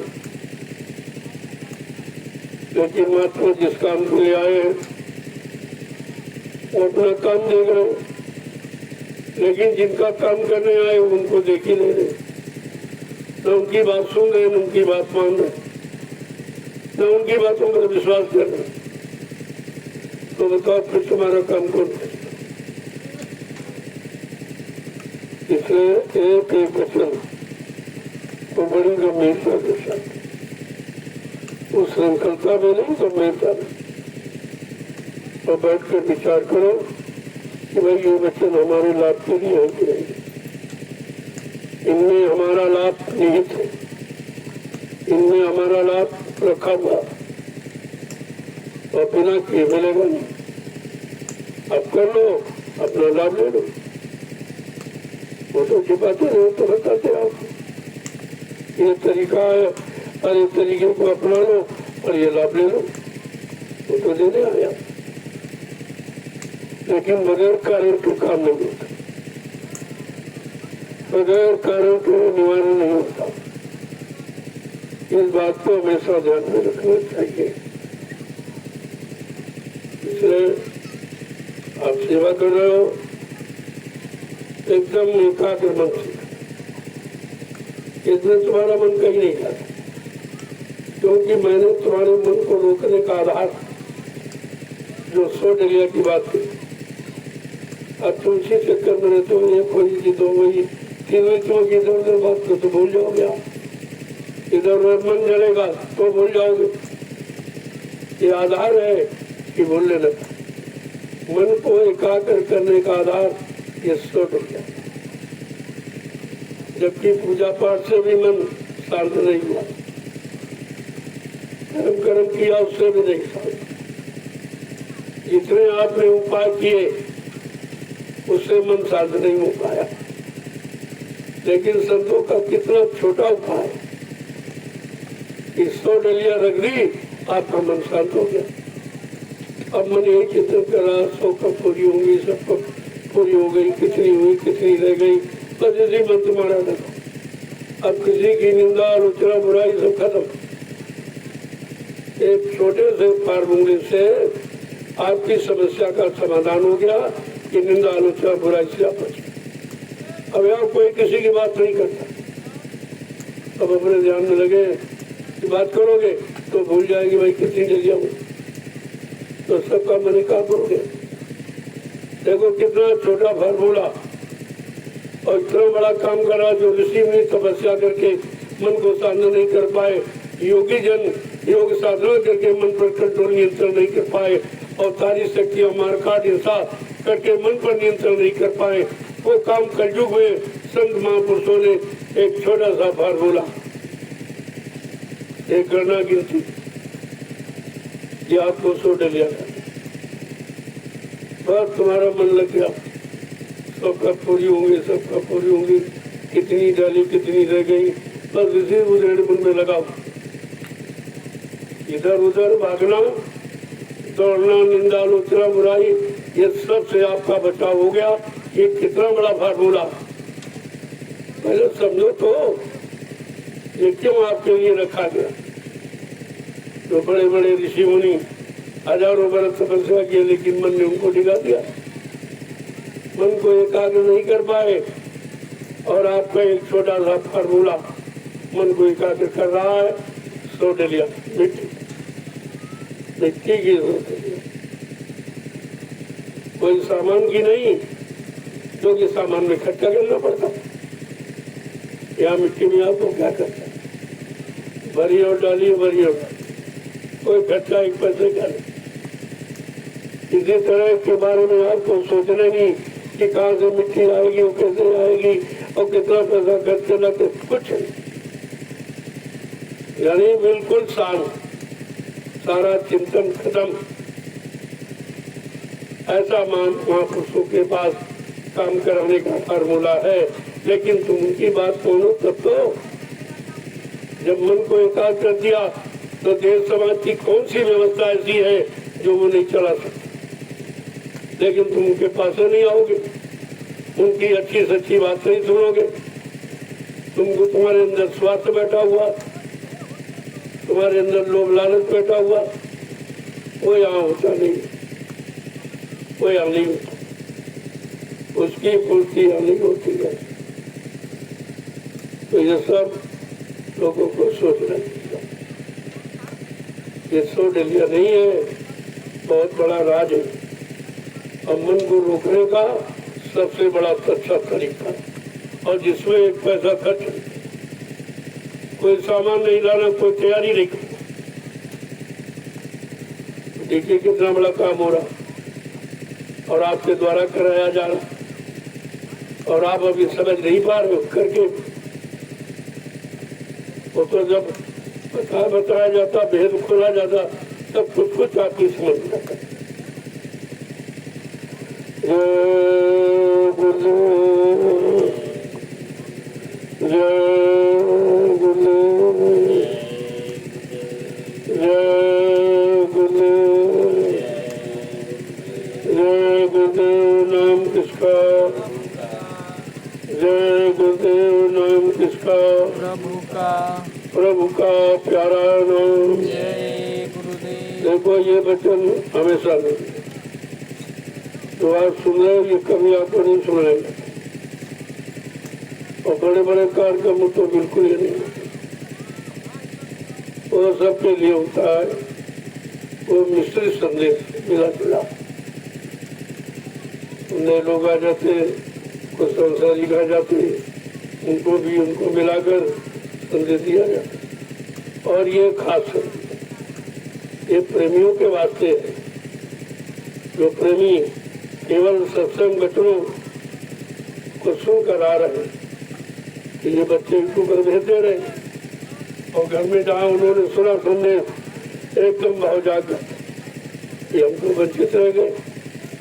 इतना सरल तरीका लगा दिया गया और हम वंचित रह गए, तो सब आगे चले जा रहे। देखिए टोली में 15-15, 20-20, 25-25, 30-30, 40-40 लोग एक साथ आ रहे, और सेवा का लाभ और सत्संग का दोनों का लाभ। ये चीज बड़े कार्यक्रमों में नहीं मिले। जो संदेश हो रहा है ये बड़े कार्यक्रमों में, और हम बाहर जाते तभी ये नहीं। ये तो आश्रम पर है, वो तपोभूमि का संदेश है, इसलिए वो संदेश इसी भूमि पर होता है। आप सुने हो, कभी आपने सुना नहीं था कि इसका सुनाने का न वो समय न वो जगह है। इसलिए हर जगह का और हर त्योहार का सत्संग अलग अलग, उसका लाभ अलग अलग, एक ही लाभ नहीं है, अलग।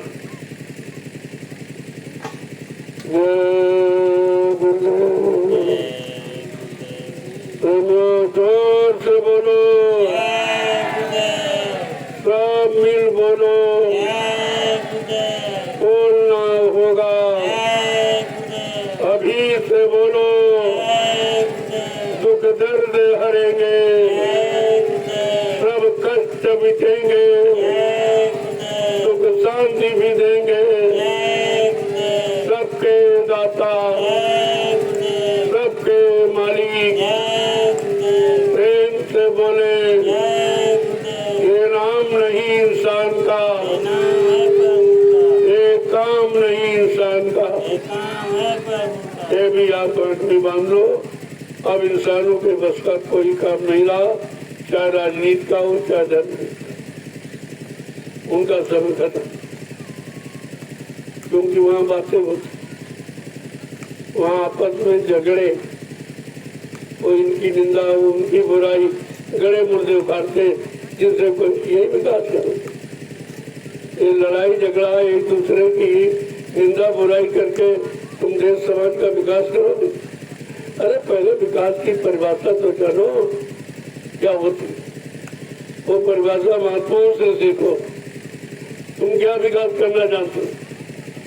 न तुम्हारी बुद्धि का विकास है, न तुम्हारे चरित्र का विकास, न तुम्हारे खान पान का विकास, न तुम्हारी शुद्ध भाषा का विकास। मैं देख रहा हूँ कि भारत में सदन चल रहा है और विदेशी भाषा का प्रयोग है, जो भारतवासी समझ भी नहीं पा रहे क्या कह रहा है। इनको शर्म आनी चाहिए।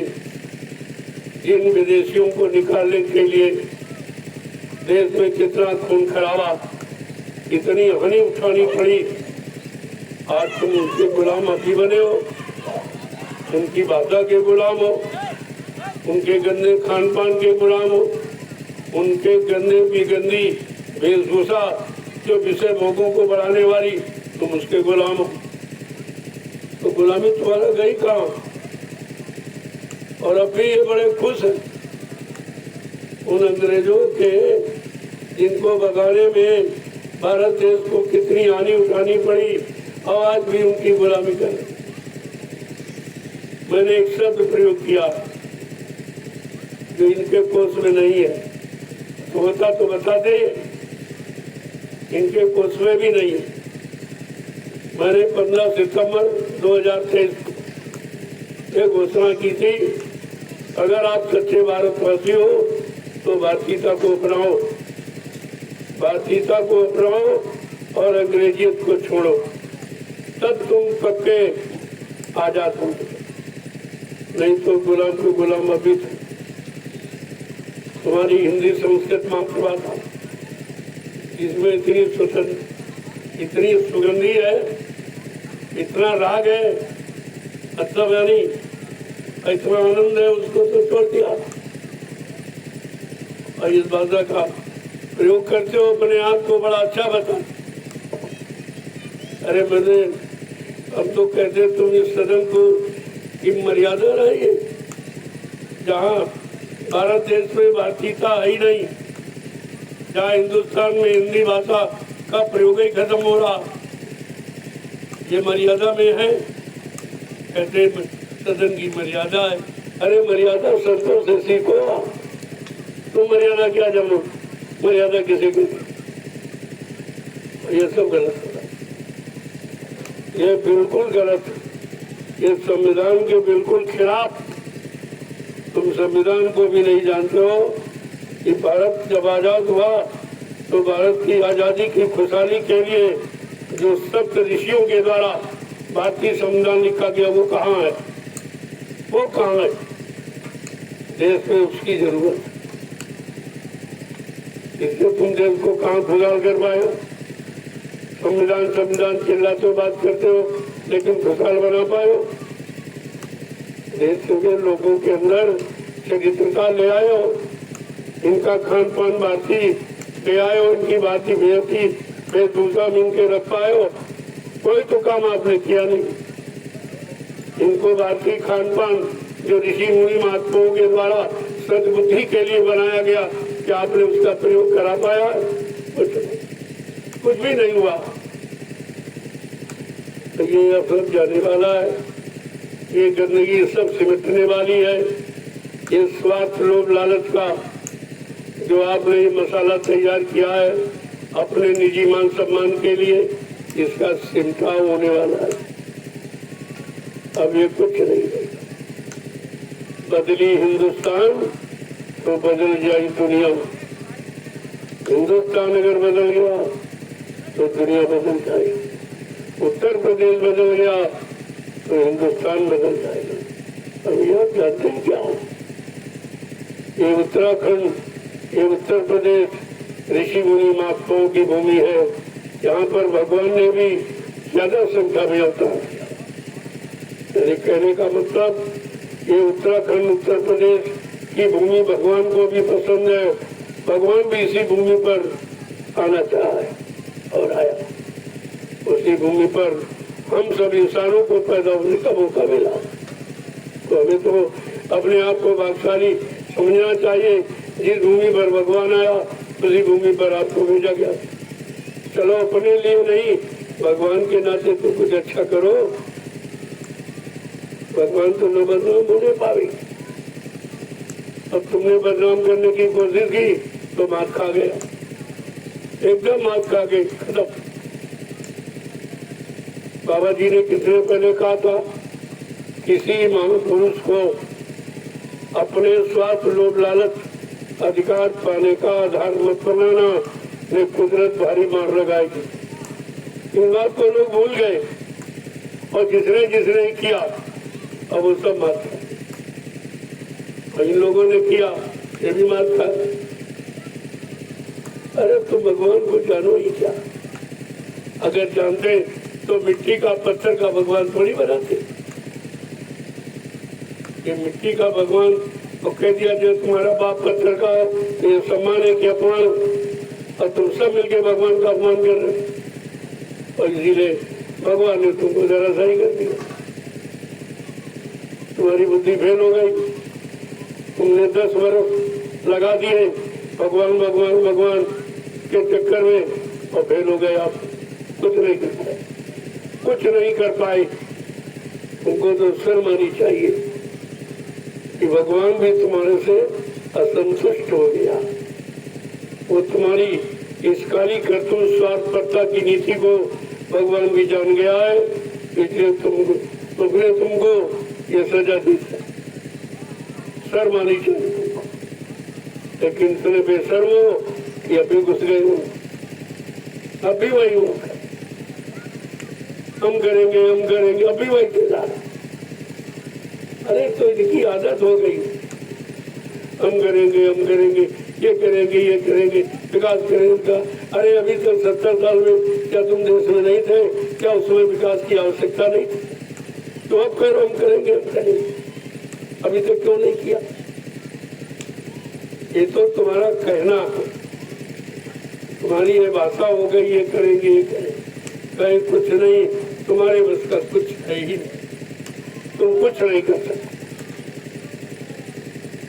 तो इसलिए ये महात्माओं का देश है, ये ऋषि मुनियों का देश है, ये योगियों का देश है, अवतारी शक्तियों का देश है, या ये कोई भगवान, तुम इसमें कुछ नहीं कर सकते। अगर उसके अनुसार चलो, उनके आदेश के अनुसार, तो तुमको कुछ मिल जाएगा। अपनी मनमानी करोगे तो अभी तुम्हारे यहाँ से चला जाएगा। अब ये सब जाने वाला, अब कुछ होने वाला है, वक्त बदलने वाला है। बाबा जी जो कुछ कहते हैं सब सच होने वाला है। अब समय आ गया, आपको बहुत मौका दिया गया, समय दिया गया, लेकिन तुमने कुछ नहीं। जो करना था वो तो बहुत पीछे कर दिया, जो नहीं करना था उसको आगे रख लिया। यही सबसे बड़ी तुम्हारी अज्ञानता और भूल है, और उसका परिणाम अब आपको भोगना चाहिए। वही है संत राज भारत में अब बताए बची है ना, बाबा जय गुरुदेव की वाणी अब दिखाई पड़ी है, ये सब आपको देखने को मिलेगा। जय गुरुदेव, जय गुरुदेव, जगो प्रेमी आप और ये संदेश भी सुनो, ये सेवा भी अनोखी और संदेश भी अनोखा, जो हिंदुस्तान में कोई नहीं कर सकता।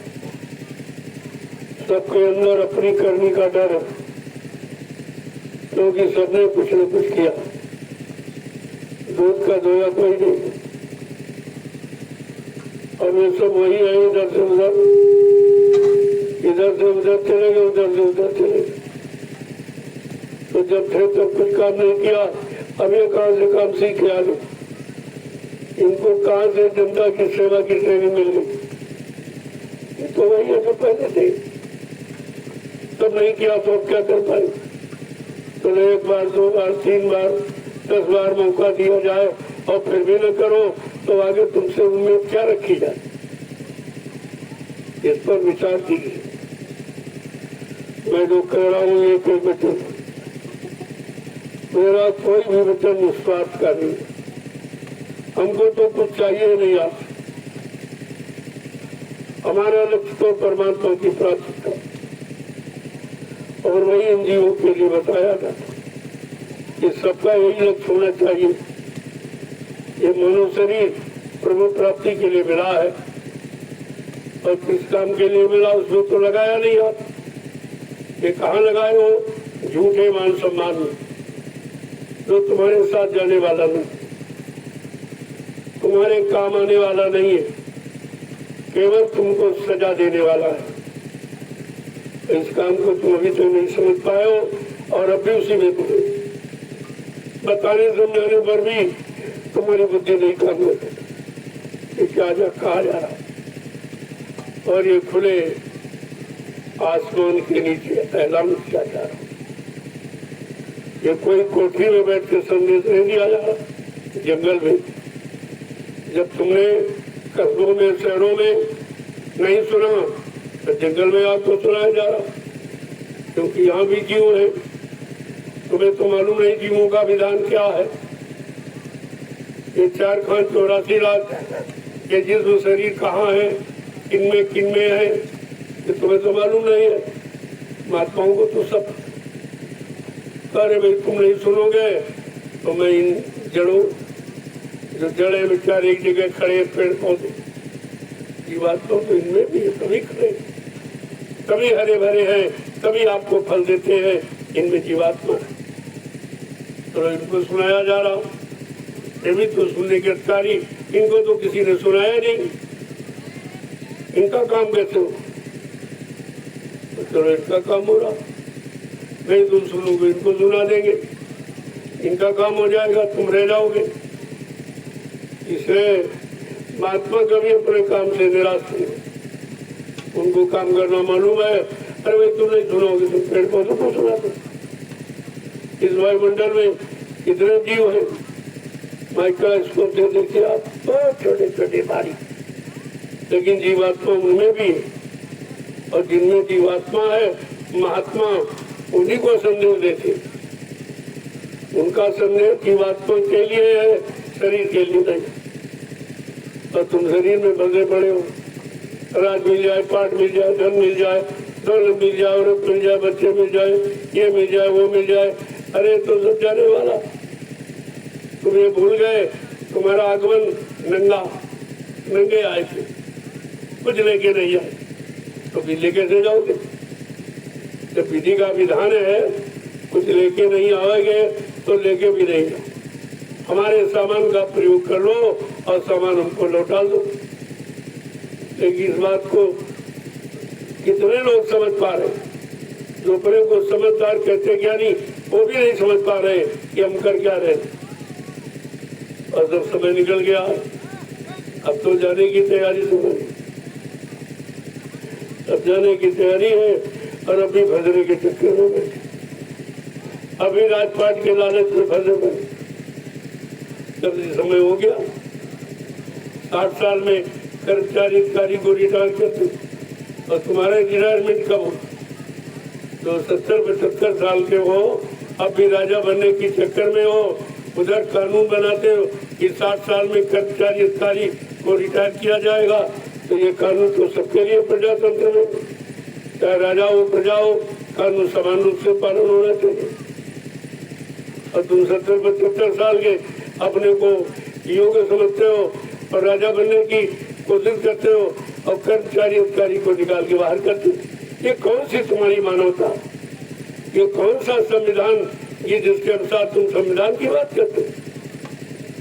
तुम्हारे पर संविधान की छाया भी नहीं। संविधान ऋषि मुनियों का है, वो महात्माओं का है, वो त्यागियों का है। तुम्हारे जैसे लोभी लालचियों का संविधान नहीं है।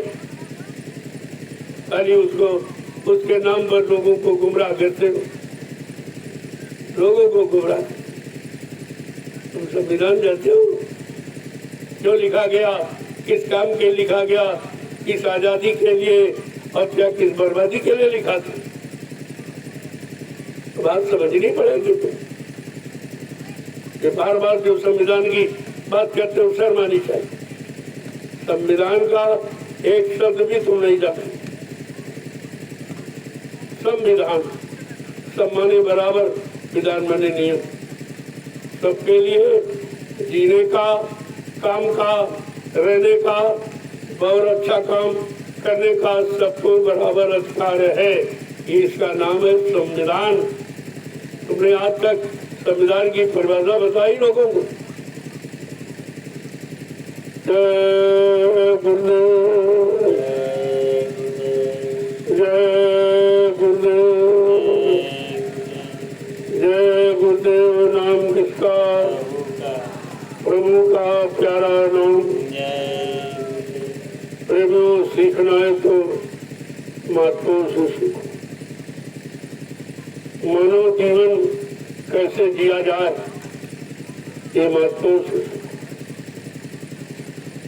अपनी मनमुक्ता, अपने झूठे घमंड और गुमान में तुम कुछ नहीं कर सकते। ये मानव जीवन धीरे धीरे खत्म हो रहा है और दोबारा आपको मिलेगा भी। और फिर जो तुमको मिला है वो किसी तपस्या का फल है। सबसे रात जिन्होंने तपस्या की है वो राजा बने हैं। आगे क्या कहता था? सबसे राज और राज से नरका।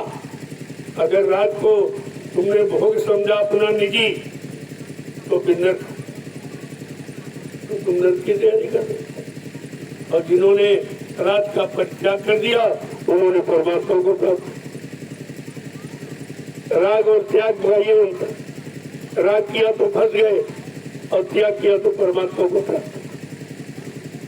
ये काम करना था और ये कोई नहीं बताएगा, ये कोई नहीं बताता। सबको बताने का भी डर है, क्योंकि अगर कोई स्वार्थ है, सम्मान चाहने वाला अपमान से डरता, और जहाँ सम्मान अपमान कुछ नहीं बराबर है, वहाँ डर की बात ही नहीं। ना हमको सम्मान की चाह है, ना अपमान का डर है। फिर क्या करेंगे आप? इसलिए अगर काम करना है तो यहाँ आके सीखो। ये नैमिषारण्य की तपोभूमि पर जो रात्रि श्रमदान सेवा हो रही, एक दुनिया का मिसाल है, एक अनोखा प्रमाण है ये। और ये कोई नहीं कर सकता, न करा सकता। ये देखिए आप, आपके सामने हो रहा। तुम दिन में नहीं करा सकते हो, ये रात में कर, ये छोटी बात है, लेकिन तुम्हारी बुद्धि के परे है। तुम इसके बारे में कुछ नहीं सोच सकते, तुम्हारी बुद्धि वहां जा ही नहीं सकती, और तुम इसके बारे में कोई चिंतन भी नहीं कर सकते, क्योंकि ये मानव बुद्धि के परे है। आपको ये सब समझना चाहिए। और तुम्हारे देश में हो रहा, तुम्हारी राजधानी में हो रहा, और तुम अगर नहीं समझोगे तो भाई सजा पाओगे आप। तो कुदरत की तरफ से तुम सजा पाने के अधिकारी। जब तुम्हारे बस की बात नहीं थी तो तुमने जिम्मा क्यों लिया? आपने ठेका क्यों लिया?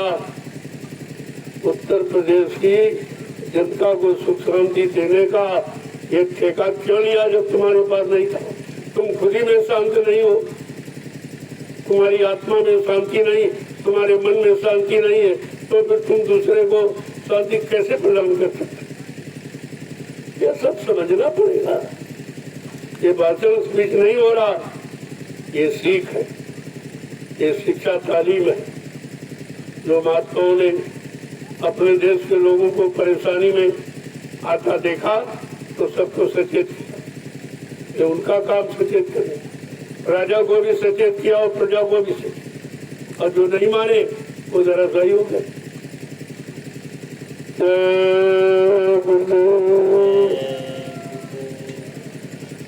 तो आपने बहुत सेवा की।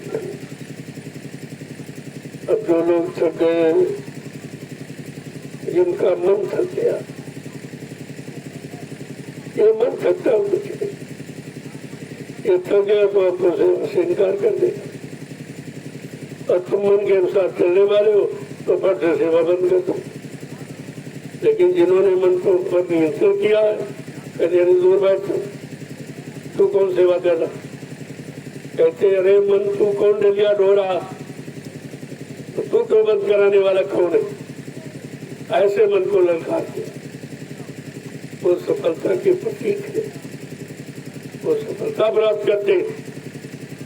उनके अंदर किसी का कोई लोभ, कोई लालच, कोई भय ही नहीं। चाह गई चिंता मिटी, मनुआ में परवाह, जिनको कछु न चाहिए वो सहानुभूति से।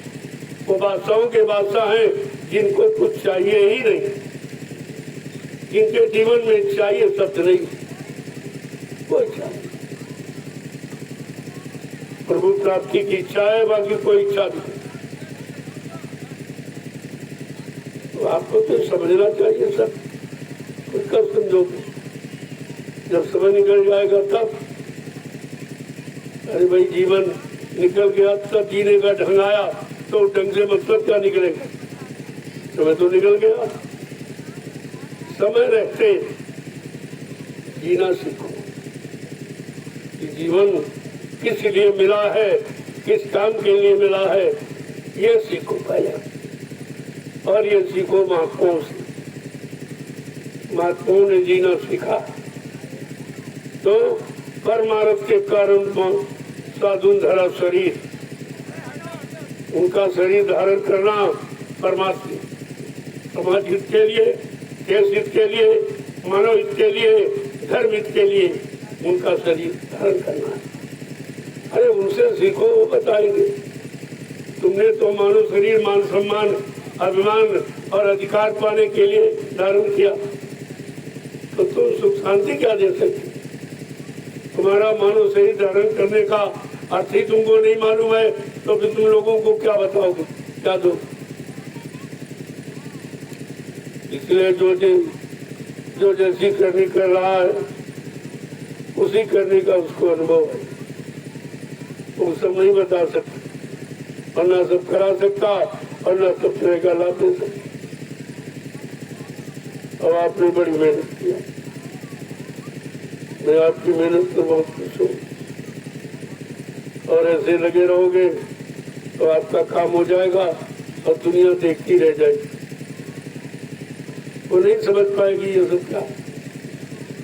ये भी बेचारे नहीं सोच पा रहे कि हम अपना काम दिन में नहीं करते, ये रात में कर रहे और इनका अपना कोई काम नहीं है, अपना कोई स्वार्थ नहीं, अपना कोई लोभ लालच नहीं, कोई मजदूरी की चिंता नहीं। ये क्यों कर रहे हैं? क्या देश में और कहीं हो रहा है ऐसा? अरे तो विचार आपको करना पड़ेगा। ये नैमिषारण्य 88,000 ऋषियों की तपोभूमि, ये मैं बार बार कहता हूँ, इशारा करके बताता हूँ। इस भूमि का काम ये है तो हो रहा ये परमात्मा का। यही भाव जब तक लोगों में नहीं आएगा तब तक सतयुग जैसी व्यवस्था आपको देखने को नहीं मिलेगी। अब तमाम लोग आ रहे मेरे पास, ऐसा हो जाए सामने में हमसे मत करो, तुम अगर कर सकते तो करके दिखा दो, मैं तो नहीं रोक रहा हूँ, लेकिन मेरा काम तो समझ लो। मेरा काम इस तरह मनमानी रखना नहीं है, वो समझ लो। क्योंकि मुझे भी कोई आदेश दे रहा, मैं उसके आदेश का पालन करता हूँ। जब आदेश मिलेगा तो आपको बता दूंगा। अभी तो कोई ऐसा आदेश नहीं है, अभी जो है वो हो रहा। अब आगे आदेश मिलेगा तो बता दिया जाए, वही आपको बता दिया जाए। तो मैंने कहा भाई नहीं, इस भूमि पर कोई कार्यालय और कोई स्वार्थ लोभ लालच का अड्डा या नहीं बनेगा। ये भूमि विशेष भूमि है, ये भूमि जैसे और जगह है वो ये नहीं है। वो दिल्ली जैसी अपवित्र, लखनऊ जैसी अपवित्र भूमि नहीं है। ये ऋषि मुनि महात्माओं की भूमि है। जो इस पर काम हो रहा वो कहीं नहीं होगा, वो सब स्वार्थ के अड्डे हैं। ये परमात्मा का स्थल है, ये बात आपको समझनी पड़ेगी। आज नहीं तो कल तुम्हें भी आना पड़ेगा। जब समस्याओं का समाधान तुम्हारे पास नहीं होगा, तुम दौड़कर महात्माओं के पास आओगे। अगर पहले से आ जाओ तो तुम्हारा काम बिगड़ेगा नहीं, और काम बिगाड़ के आओगे तो आपको परेशानी होगी, तो तकलीफ होगी। फिर ऐसे नहीं होगा, पहले आपको खमेगा भुगतना जो तुमने बिगाड़ा अपने निजी स्वार्थ से, आपको भुगतना पड़ेगा। बगैर उसके भुगतान कराए महात्मा कोई रास्ता नहीं करेगा। कर्मों का विधान झूठा हो जाएगा। संविधान नहीं, विधान कर्मों का ये झूठा हो जाएगा। तो इस पर विचार कीजिए। मैं तो विषय में इशारा कर रहा हूँ, ज्यादा ज्यादा समय आता जाएगा आपको इशारा करके बताता रहूँ।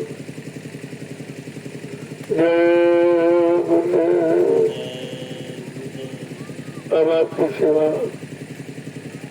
धीरे धीरे पूरी हो रही। जो लोग थक गए हैं, बैठे हैं, वो आकर के महाप्रसाद लोगों प्रेमी प्रसाद भी कहीं नहीं मिलता। कहीं चले जाओ हिंदुस्तान में, चाहे राजनीति लोगों के पास और चाहे ये रेतदारी महात्माधारी बात, प्रसाद कोई नहीं देता। उन्हीं से मंगाएंगे, खरीदाएंगे। उनके अंदर ये शक्ति नहीं कि प्रसाद बना दें आपकी खुशहाली की। यही तो पहचान है। वो आगे समय आ रहा, इनकी पहचान की जाए, इन सबको बुला के बैठाला जाएगा।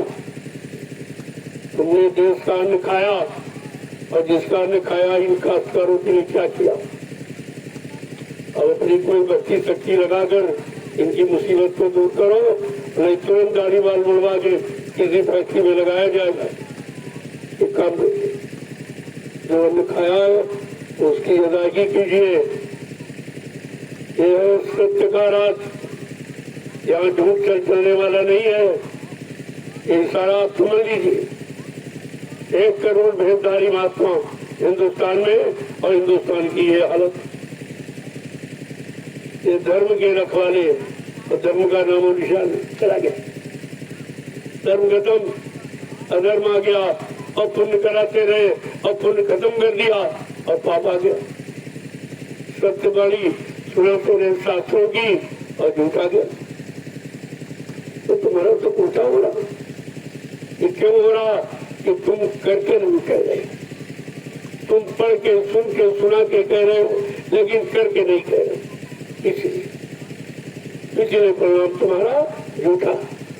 जो कुछ कह रहे हो सब झूठा, जो कुछ तुमने किया नहीं। चाहे राजनीति लोग हो, चाहे धर्म, ये दोनों को राजनीति क्यों खत्म हो गई और धर्मनीति क्यों खत्म हो गई? क्योंकि आपने किया नहीं कुछ, केवल भाषण। ये 70 साल से राजनीति वाले भाषण दे रहे हैं, और वो धर्मनीति वाले प्रवचन कर रहे हैं, लिहाजा धर्म भी खत्म और राज भी खत्म। अब राज धर्म कैसे आएगा? राज्य में धर्म, और राज्य में नीति, और राज्य में सदव्यवहार और सदभक्ति भक्ति कैसे आएगी? अरे विचार करो। मानव शरीर मिला है विचार के लिए, अच्छे काम के लिए, अच्छी सोच के लिए। नहीं प्रयोग करोगे तो इसकी भी सजा आपको मिलेगी, क्योंकि आपको बुद्धि का यंत्र परीक्षण के लिए दिया गया। आपने कोई परीक्षण नहीं किया, तो ये बुद्धि वाला अपराध भी आपका है, तो भी सजा आपको भोगनी पड़ेगी। एक तरह से नहीं, कितने तरीकों से आपने ये परिणाम जो गलत किया है, उसका खमेजा आपको भोगना। कोई आपको बता नहीं सकता।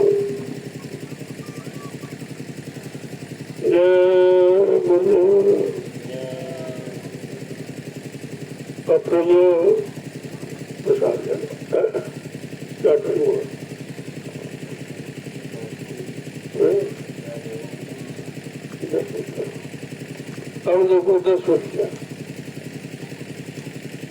लगभग आपकी सेवा पूरी। जो बात में एक आधार बना के आपको दिया जाता वो है 15 दिया, 10 आपकी 5 नहीं है। मैं तो बुढ़ा हूँ, यह सेवा भी नहीं हो पाई। 5 समझ ही जाओ तो 10-15 रुपया डाल करके आ जाओ। एक प्रसाद जो तुम्हारी थकावट दूर कर देगा, तुम्हारे मन को शांत। ये प्रसाद का गुण है, और ये कहीं नहीं मिलेगा।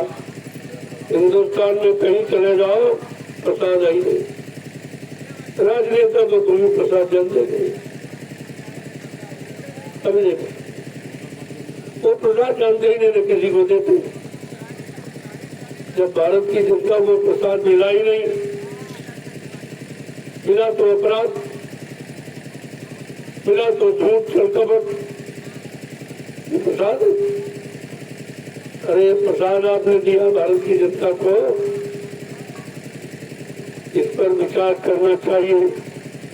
प्रसाद तुम्हारे बस पर नहीं है। वो महात्माओं के पास आशीर्वाद है, उनका आशीर्वाद ही प्रसाद है। वो किसी वस्तु में प्रवेश करके जीवों को लाभ पहुंचा सकते। ये काम किसी के बस का नहीं है। धीरे धीरे सब समझ में आपके आ जाएगा कि इसके अलावा और कोई स्थान ही नहीं जहाँ पर आपको शांति मिले, और यहाँ तो आपको आना पड़ेगा।